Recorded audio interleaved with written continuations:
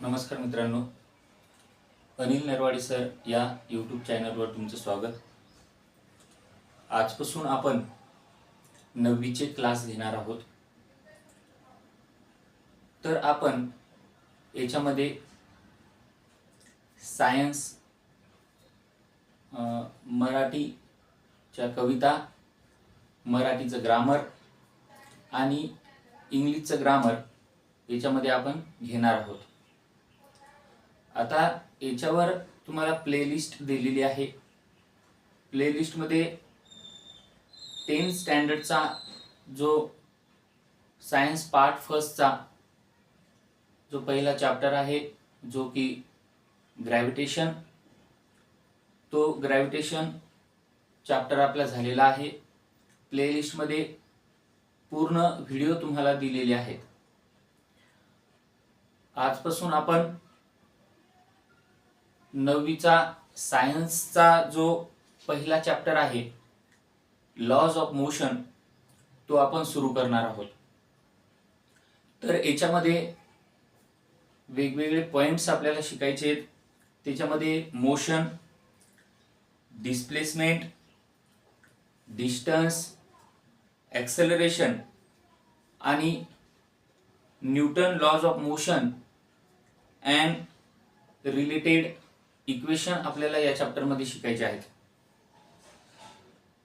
चला तर व्हिडिओला सुरुवात करू. पहिला जो टॉपिक तुम्हाला दिलेला आहे तो आहे motion of an object.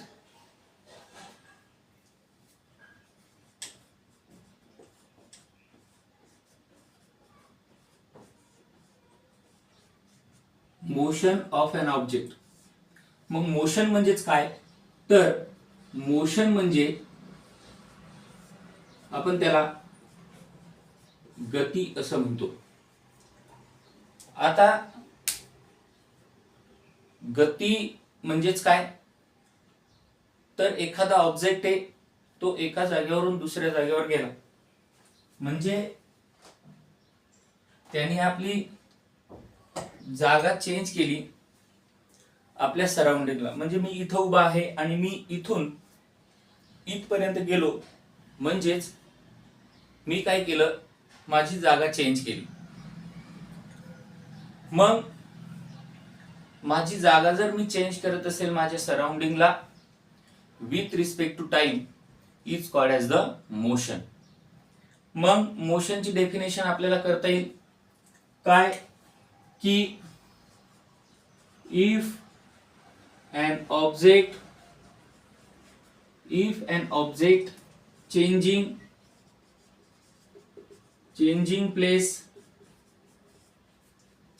place on our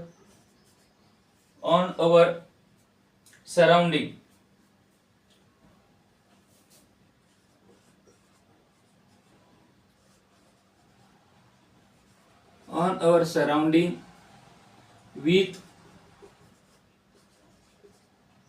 respect to time is called motion. त्याला काय म्हणता येईल?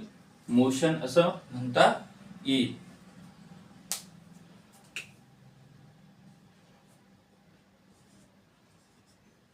सराउंडिंग.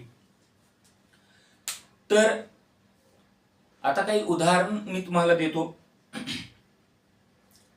उडणारा पक्षी, दुसरं अ स्टेशनरी ट्रेन, तिसरं उडणारा पालापाचोळा आणि चौथं a stone lying on a hill.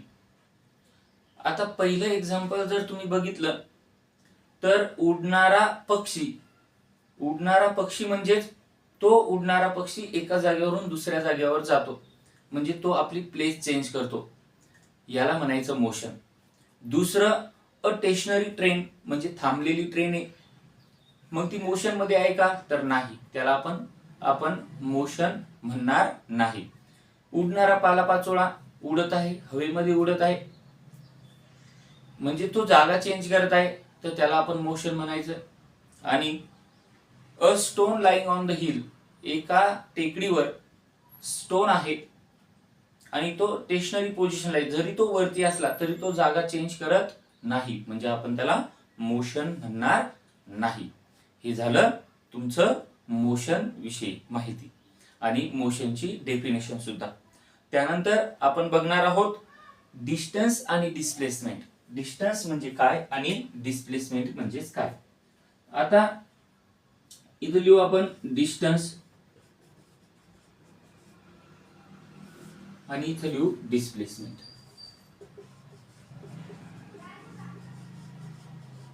आता डिस्टन्स आणि डिस्प्लेसमेंट म्हणजेच काय, तर एखादा ऑब्जेक्ट जर एका जागेवरून दुसऱ्या जागेवर जात असेल, म्हणजेच जर हा ऑब्जेक्ट आहे ए, हा ए ऑब्जेक्ट ए पासून तर बी पर्यंत जात आहे, तर याने कापलेलं अंतर पूर्ण म्हणजे ए पासून तर बी पर्यंत कापलेलं पूर्णच्या पूर्ण अंतर, म्हणजेच हे जे पूर्ण अंतर आहे ते पूर्ण अंतर समजा 5 किलोमीटर आहे. तर ऍक्च्युअली यांनी कापलेलं अंतर किती आहे, 5 किलोमीटर. तर याला म्हणायचं डिस्टन्स. याला काय म्हणायचं, डिस्टन्स. आणि डिस्प्लेसमेंट म्हणजेच काय, तर समजा ए पॉइंट आहे, या ए पॉइंट पासून हा बी पॉइंट पर्यंत आला, हे पूर्ण अंतर आहे 5 किलोमीटर. पण इथं आपल्याला डायरेक्ट ए पासून बी पर्यंत जायचंय, म्हणजे मिनिमम डिस्टन्स कव्हर करायचंय. तर मिनिमम डिस्टन्स समजा ए पासून तर आपण डायरेक्ट घेतलं तर समजा इथे येईल 4 किलोमीटर. आता हे झालं मिनिमम डिस्टन्स, म्हणजेच ए पासून तर बी पर्यंत जे डायरेक्ट डिस्टन्स आहे, मिनिमम डिस्टन्स आहे 4 किलोमीटर, याला म्हणायचं डिस्प्लेसमेंट. याला काय म्हणायचं, डिस्प्लेसमेंट. आता डिस्टन्स म्हणजे अंतर आणि डिस्प्लेसमेंट म्हणजे विस्थापन. डिस्प्लेसमेंट म्हणजे विस्थापन. आता याची डेफिनेशन कशी करणार, तर definition, if any object travel in a actual path is called as distance.